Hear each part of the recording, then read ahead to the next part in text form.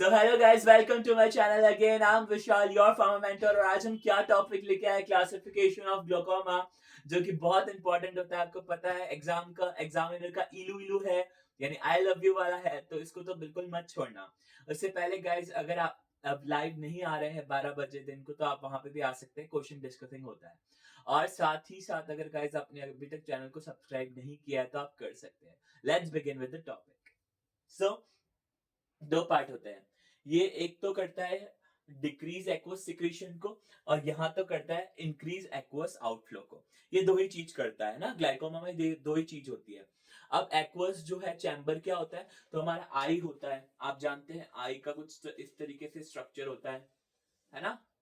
तो उसमें जो आगे वाला पार्ट होता है, यहाँ पे जो फ्लूइड होता है, that fluid is called aqueous humour. ये फ्लूइड क्या कहलाता है, हमारा एक्वस ह्यूमर। तो मैं इसी की बात कर रहा हूं मेनली। दो तरीके से काम कर सकता है, या तो उसकी सिक्रीशन को कम करके या फिर इंक्रीज करके। अब इसमें जो ड्रग्स आती है, आपको ड्रग्स भी याद करा देता हूं। BAC, यानी आप जब भी कहीं बाहर जाते हैं तो आप क्या बुक कराते हैं, कैब बुक कराते हैं। आपको उससे याद रखना है कि डिक्रीज एक्वस सिक्रीशन में कौन सी आती है। डायरेक्टली पूछ लिया डिक्रीज एक्वस सिक्रीशन में कौन सी आती है, ठीक है। तो कैसे याद रखना है, आपको कैब से याद रखना है। सी से क्या हो गया हमारा, कार्बोनिक एनहाइड्रेज इनहिबिटर। ए से क्या हो गया हमारा, अल्फा टू एगोनिस्ट। बी से क्या हो गया हमारा, बीटा ब्लॉकर हो गया। हम अब बीटा ब्लॉकर की ट्रिक्स याद कर लो। पहले क्या क्या है ड्रग्स देख लेते हैं। टिमोलॉल, बेटेक्सोलॉल, लिवोब्यूनोलॉल और हमारा कार्टियोलॉल, ठीक है। अब ये क्यों बोल रहा हूं स्पेसिफिकली, क्योंकि और भी ड्रग साथ में दे देगा और फिर आप कंफ्यूज हो जाओगे कि कौन सी ड्रग आती है, ठीक है, इसीलिए। तो देखो कैसे याद रखना है। टिम से टिमोलॉल, बेटा से बेटोक्सोलॉल, कार से कार्टियोलॉल और लाया से लिवोब्यूनोलॉल, ठीक है। ट्रिक समझ आई हमारी क्या क्या है। अब हमारा आता है alpha two agonist. Alpha two agonist मतलब क्या है, एबीसीडी। एबीसीडी से आपको याद रखना है। ए से एप्राक्लोनिडीन, जो कि क्या है, क्लोनिडीन का ही एनालॉग है। क्लोनिडीन जो हमने ड्रग पढ़ी ना अल्फा टू एगोनिस्ट, उसी का ही एनालॉग होता है, ठीक है। और आता है ब्रिमोनिडीन, ठीक है, ये भी क्लोनिडीन का ही एनालॉग है। ये दोनों कहां पे यूज होते हैं, हमारे जो है ग्लूकोमा में यूज होते हैं, अल्फा टू एगोनिस्ट, ठीक है। अब बात करते हैं कार्बोनिक एनहाइड्रेज इनहिबिटर, ठीक है। इसको कैसे याद रखना है, बैड, ABCD। ए से हमारा क्या हो गया, एसिटाजोलामाइड। बी से हमारा क्या हो गया, ब्रिंजोलामाइड। सी से हमारा क्या हो गया, कार्बोनिक एनहाइड्रेज इनहिबिटर। और डी से क्या हो गया, डोरजोलामाइड। तो आपको चारों लर्न हो जाएगी ABCD से, जो बचपन में सीखते हैं। यहाँ पे क्या याद रखना है आपको, AB। यहाँ पे क्या याद रखना है आपको, ABCD, करेक्ट। अब अगर बात करें तो इंक्रीज जो एक्वस आउटफ्लो है, इसमें दो पाथवे चलते हैं। एक ट्रेबेकुलर पाथवे चलता है और एक यूवियोस्क्लेरल पाथवे चलता है, ठीक है। तो ट्रेबेकुलर पाथवे और यूवियोस्क्लेरल पाथवे। अब उसको इंक्रीज कौन करता है, तो ये देखो मियोटिक्स होती है। मियोटिक्स मतलब जो कॉन्स्ट्रिक्शन ऑफ आईज। और अल्फा टू एगोनिस्ट भी यहाँ पे यूज होता है। तो देखो यहाँ पे मियोटिक कौन सा यूज हो रहा है, पिलोकार्पिन, फिजियो फाइजोस्टिगमिन और हमारा इकोथायोपेट।